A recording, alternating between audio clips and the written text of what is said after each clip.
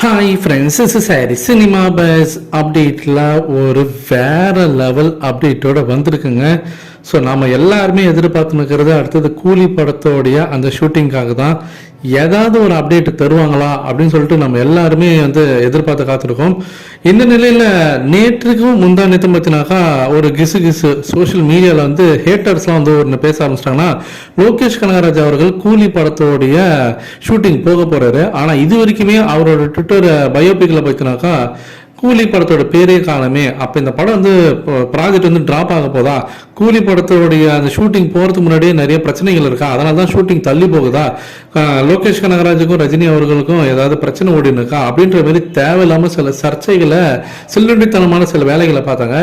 அவங்க எல்லாருக்குமே ஒரு நோஸ் கட் கொடுக்குற மாதிரி பார்த்தீங்கன்னா கொஞ்ச நேரத்துக்கு முன்னாடி லோகேஷ் கனகராஜ் அவர்கள் அவர் ஒரு ட்வீட் போட்டிருக்காரு, ஒரு ஃபோட்டோவும் ரிலீஸ் பண்ணிருக்காரு. ரஜினி சார் உட்காந்துருக்காரு, பக்கத்தில் நின்றுட்டு லோகேஷ் கனகராஜ் அவர் பார்த்தீங்கன்னா ஒரு ஸ்னாப் ஃபோட்டோ எடுக்கிற மாரி அந்த ஒரு போஸ்ட்டு.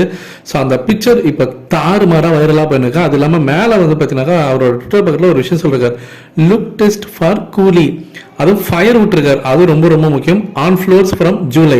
ஸோ எல்லா வதந்திகளுக்கும் ஒரு முற்றுப்புள்ளி வச்சிருக்காரு. என்ன சொல்லிருக்காருன்னா, ஜூலை மாதத்துலேருந்து நாங்கள் ஷூட்டிங் போக தான் போகிறோம், ஜூலை முதல் வாரத்துலேருந்து ஷூட்டிங் போக தான் போகிறோம், இப்போதைக்கு லுக் டெஸ்ட் நடந்துருக்கு ரஜினி சாருக்காக அப்படின்ற மாதிரி சொல்லி தலைவருடைய அந்த ஃபர்ஸ்ட் லுக் போஸ்டர் ரிலீஸ் பண்ண அளவுக்கு பார்த்தீங்கன்னாக்கா வேற லெவலில் இருக்குது அப்படின்னு சொல்லணும்.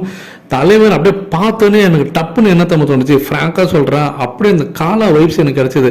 காலா படத்தில் இதேமாரி தான் அந்த பிளாக் ட்ரெஸ் போட்டுன்னு இருப்பார்.